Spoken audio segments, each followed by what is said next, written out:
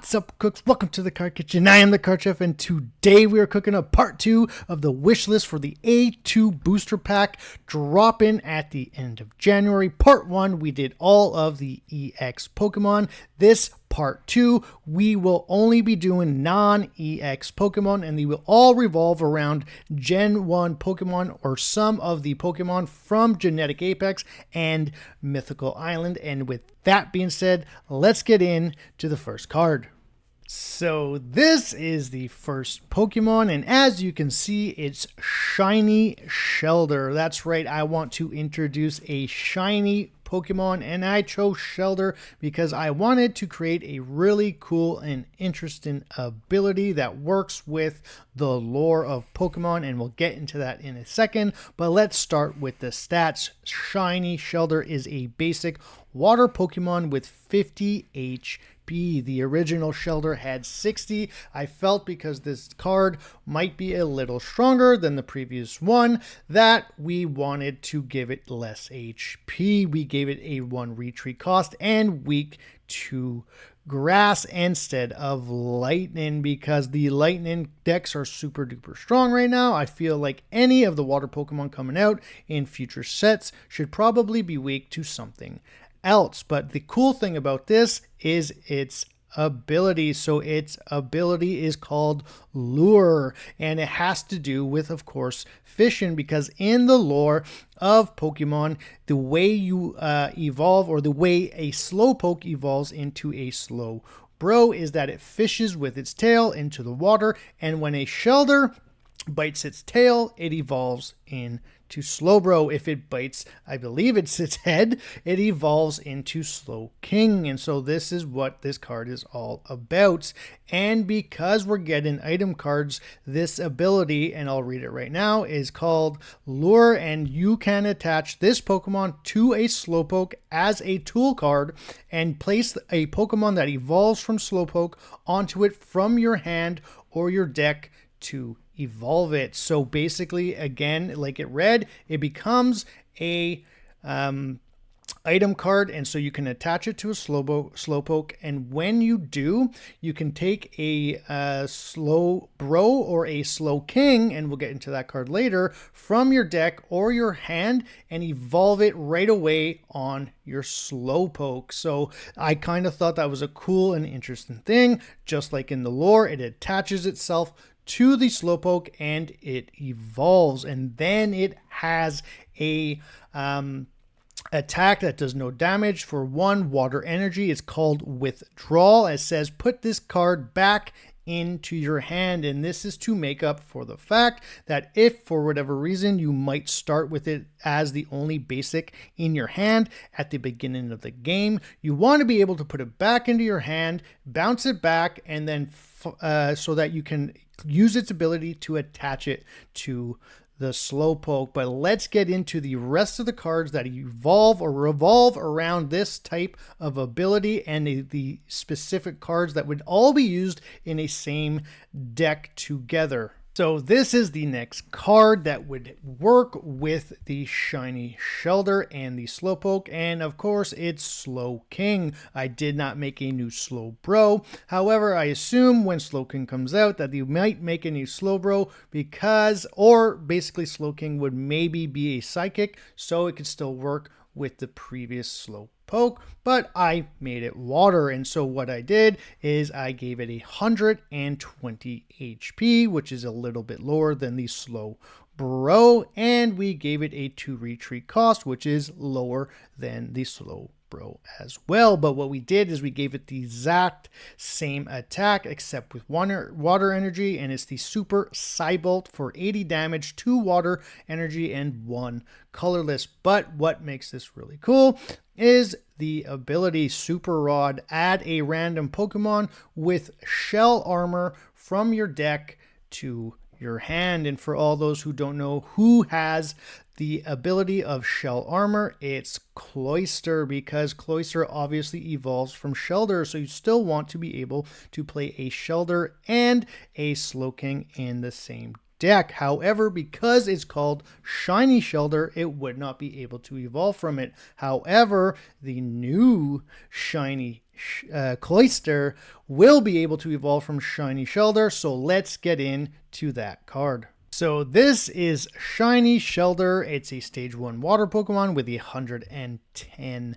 HP, which is a little bit less than the original Cloister, a 2 retreat cost, and weak to grass instead of electric. So again, this card has shell armor ability just like the original Cloister. It also has the same move, Surf, for 3 water energy and 80 damage. But the difference between this shell armor and the other one is the other Cloister says this Pokemon takes 10 less damage from your opponent's defendant Pokemon. However, this one says this Pokemon takes 20 less damage from each Pokemon that has shell armor. So you can play this in a deck with Slowking, Shiny Shelter, and the original Cloister, because you can have 2 Cloisters on your bench and they would stack this ability, including itself. So there would be 3 Pokemon on the board with shiny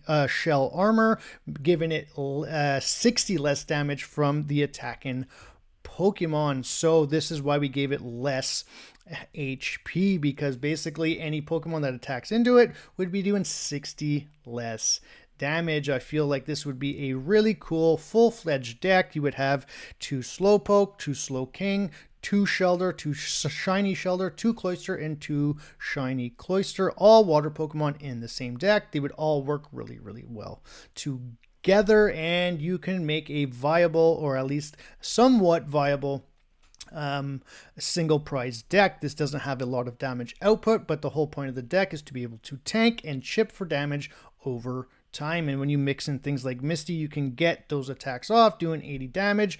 All of your Pokemon basically are doing 80 to 70 damage, or 70 to 80 damage, and so you can two-shot a lot of Pokemon once they get online whilst tanking as much as possible. But with that being said, let's get in to the next card. So this is the next card, and it's Politoed. And for those who don't know, Politoed, just like Poliwrath, both of them evolve from Poliwhirl. So you can either go Poliwag into Poliwhirl and then either Poliwrath or Politoed.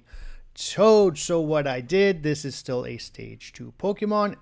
On the picture, I actually put stage 1. That's a mistake. It's a stage 2, but it also has 150 HP, just like the Poliwrath. It also has 2 retreat costs, just like the Poliwrath, but it's weak to grass instead of lightning. And what I did is I gave it the ability Call for the Family. And so usually this kind of attack or ability, Call for the Family, is pretty common. And what it does is it tutors a card out of your deck that revolves around the evolution stages of similar Pokemon, usually on things like in past TCG, Pokemon TCG, and even Pokemon Pocket.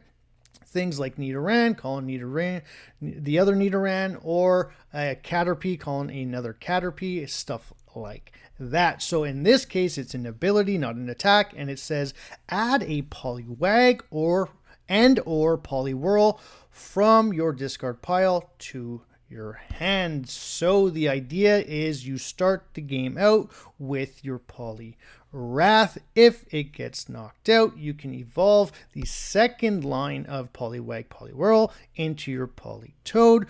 Bring a Poliwag and Poliwhirl back so you can set up either another Politoed or another Poliwrath. And what I did is for Politoed's attack, I gave it Second Strike, which is actually the exact same attack as the Bruxish that we have in Pokemon Pocket right now, except I gave it a little bit more damage. So for 1 water, 1 colorless, Second Strike does 10 damage, plus if your opponent's active Pokemon has any damage on it, this attack does 90 more damage. So a total of 100 damage on a stage 2 for 2 energy. That's a single prize. Felt pretty good to me, and considering the ability that Poliwrath has is called Counterattack. It's the same thing as Rough Skin as the Druddigon. When an opponent's Pokemon attacks into Poliwrath, it automatically gets hit with 20 damage, meaning this card,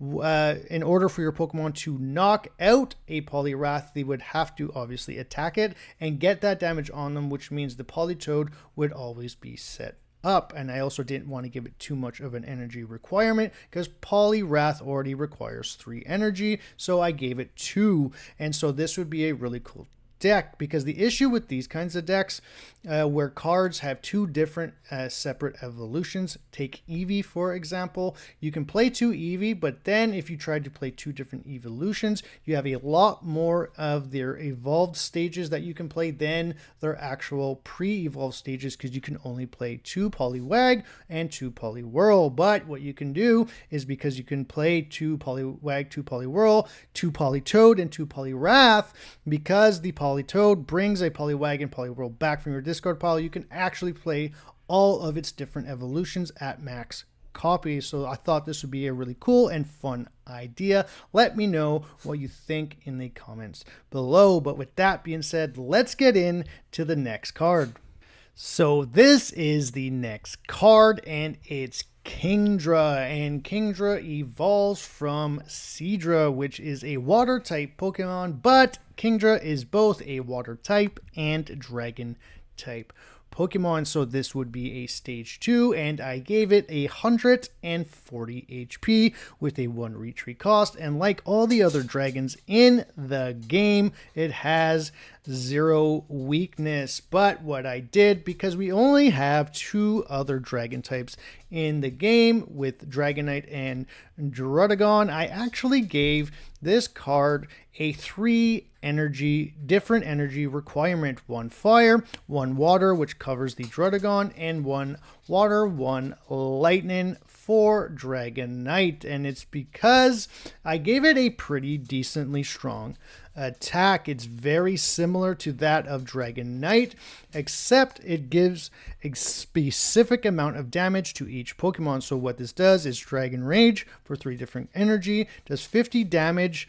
This attack does 50 damage to each of your opponent's Pokemon. So that's a total of 200 damage guaranteed. Just like the Dragonite, except it does it to every single Pokemon on the board. It can't do possibly 200 to 1, which is a little bit weaker, but a little bit stronger when you do want to spread it a bit. I thought about giving this maybe 60 to each. I think 60 could be considered. However, I didn't want to make it too strong, but because the energy requirement is so hard to do, I wouldn't mind actually giving this 60 damage to each Pokemon, considering it is a stage 2 as well. But anyways, with that being said, let's get in to the next card. So this is the next card, and it's Blissey, who evolves from Chansey, and this card is a stage 1 and has 200 HP. That's right, I've made this a tanky beast, and it also has 3 retreat just like the Chansey, and is weak to fighting just like most of, if not all, normal type Pokemon. So the reason I gave it 200 HP is because Blissey is known in the lore, in the video games, and in traditional TCG as always being a super duper tanky Pokemon. So I decided to give it a ton of HP, higher than any other HP in the game, even that of EX Pokemon, which a lot of people might not agree with. I thought about giving it like a 160, a little bit higher than the Snorlax, but I really wanted to put a ton of HP to make it as tanky as possible. And it has the ability Poke Center, because of course Chanseys and Blissies have always been known for working with Nurse Joy in the Poke Centers. And it says the ability, you would be one that you click on so you can use it multiple times. Heal all damage from one non-EX Pokemon other than Blissey. So obviously I couldn't make it too broken and make it continuously be able to heal itself. But what I did is I allowed it to heal all damage from one Pokemon each turn as long as it's a non-EX Pokemon. And because most non-EX Pokemon don't really have a tremendous amount of HP, and the ones that do aren't really worth playing anyways, even if you can heal them all every turn, I decided to allow this deck to be able to do that. So this could obviously heal things. A lot of common non-EX Pokemon are things like Tauros EX right now in the meta. It could also be any non-EX Pokemon, but I felt like it was feels pretty balanced, to be honest, because like I said, not a lot of non-EX Pokemon have a ton of health. However, it could be abused, but if this ever did come out, something like this, it would be interesting to see which cards would be broken with it, if any at all. But then what I did is I gave it a 3 energy requirement attack called Double Slap. Chansey's attack is called Gentle Slap. I gave this one Double Slap because it's an actual attack in the video games, and it does 30x, and it says flip 5 coins, because if you don't know, Double Slap in the video games does 2 to 5 times of attack each time it attacks. So flip 5 coins, this attack does 30 damage for each head, so it could be a very high roll or low roll on this attack, maxing out at something like 150 damage or possibly 0 damage, so anywhere between 0 to 150. So I liked the way I built this card, but I'm sure you'll let me know if you disagree in the comments below. And with that being said, let's get into the next card. So this is the next card. It's an evolution, the Espeon, a stage 1 psychic Pokemon. I gave it 90 HP, 1 retreat cost, and weak to dark, as all psychics right now are weak to dark, and I gave it the Psychic attack. And for those that don't know, Psychic has been used on a couple of Pokemon in the game already, and they all have the same effect. Basically, they all have a base damage, then they do more damage per energy attached to your opponent's Pokemon. So for instance, those Pokemon are Jinx, Alakazam, and the Executor from Mythical Island. So I gave it a 2 energy psychic energy condition where they has to be psychic, and then I gave it a 30 base plus 30 more for each energy attached to your opponent's Pokemon. So this is a bit stronger than the Jinx and a bit weaker than the Alakazam. And so the reason I gave it psychic is because I really wanted to have a pretty decent ceiling, in this case being 150 for 4 energy, which is, well, that's not the ceiling, because the more energy, the more it obviously has. However, I really did base it, and anytime I'm kind of building a deck that has Psychic, 4 is kind of that benchmark, that kind of amount of energy that I'm looking for in a game when I'm attacking my opponent's Pokemon. A lot of Pokemon require 4. Gyarados, Celebi often has 4 or more. Mewtwo, and then of course things like Charizard all have a lot of high energy. Even things like Blastoise can have a lot of energy. Any superior deck really will have a ton of energy as well. So I really wanted to kind of have a high attack for Pokemon that have a lot of energy, because Espeon, out of all the evolutions, is one of, if not the highest special attacker in the game. So I gave it very high attack and very low HP to try to kind of balance it. But with that being said, let's get into Umbreon. So this is the Umbreon, the last evolution that we are going to be making, because we're only taking the ones from Johto, so we're not using things or making cards for Leafeon, Glaceon, and I forget the other one's name. I think there's 3 more after this, but we're only doing Espeon, Umbreon, and so this is the Umbreon, a stage 1 dark Pokemon with 130 HP, 1 retreat cost, and weak to fight in. And so we gave it a lot of HP because it's known for having the highest special defense and defense out of all the evolutions. I think it's tied with one other. However, this one is one of the more bulkier ones, and so we gave it a decent HP stat. And then what we did is we gave it an attack that can still be used in dark shells and combined with some other dark Pokemon. And so what the attack is,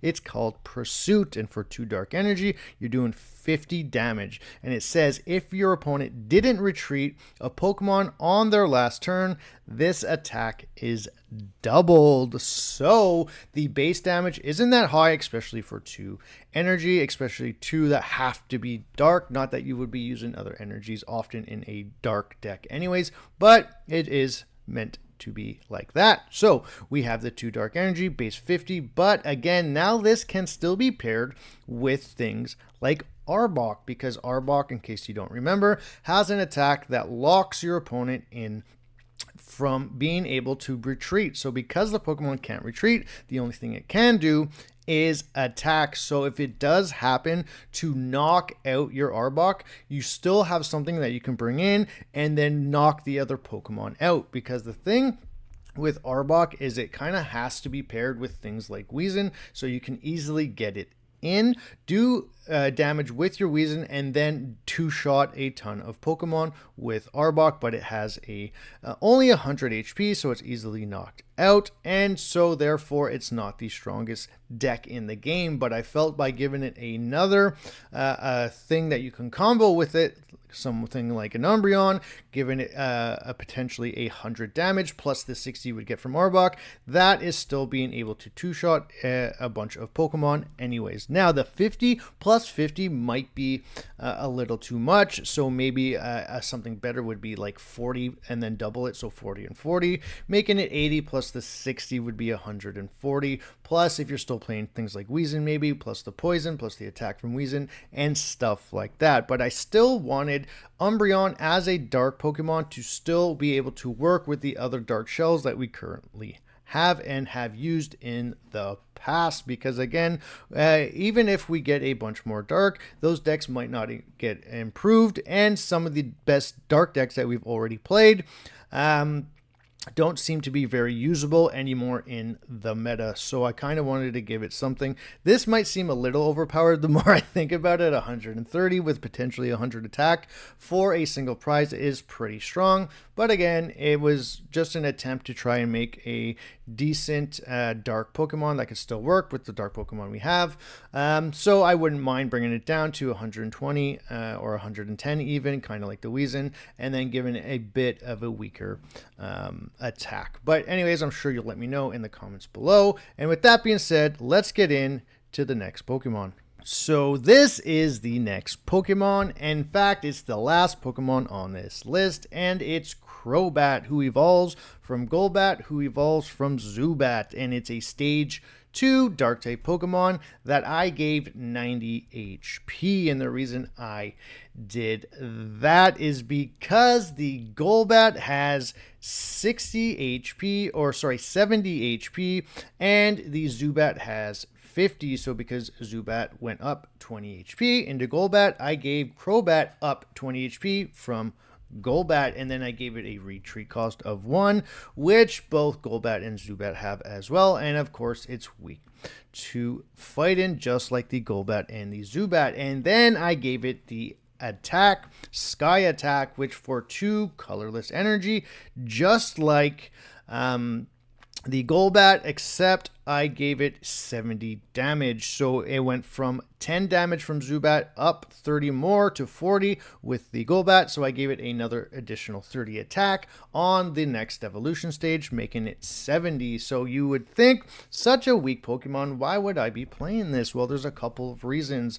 One, it's only 2 energy requirement that are colorless, which means just like Golbat, this can still be played in a ton of decks because of the colorless requirement. Plus, I also gave it the ability Leech Life, and what Leech Life does, it says at the end of each turn, deal 10 damage to the opponent's active Pokemon and heal 10 damage from this Pokemon. So there's no condition, it's not like poison, you just automatically deal 10 extra damage, which means this is now a base of 80 instead of 70, and it also happens at the end of your opponent's turn, so at the end of each turn. So at the end of your opponent's turn, it doesn't even have to be the defendant Pokemon either. It's just the active Pokemon. So when a new Pokemon comes in, it's still taking 10 damage and healing 10 damage from itself, which kind of makes up for some of the low HP. Now that might not help the healing so much because it's already so low HP that it might get knocked out.